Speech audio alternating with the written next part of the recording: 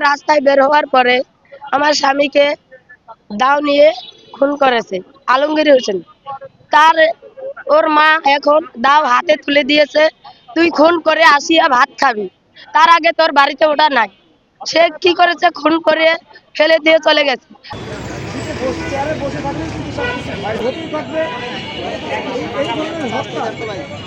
আলমগীর হোসেন আনন্দ উজ্জ্বলকে দিনে দুপুরে দাও দিয়ে কুপিয়ে হত্যা করে, এবং আমরা আইনি কোনো বিচার পাইনি। এ কারণে আমরা মানববন্ধনে এসেছি আর উজ্জ্বলে হত্যার খুনিদের বিচার চাই। চলো, ওই যে অটো রিক্সা চালায়, এ বাড়ি থেকে বাড়াইয়া অটো নিয়ে যাবে, বাড়ি থেকে বাড়াইছে রাস্তায়, তখনই একে এলোপাতের পিছন থেকে যাইয়া কোপান শুরু করছে। বাকি আসামিরা পাশেই ছিল এবং কি দেখছে, তারা কোনো প্রতিবাদ করে নাই।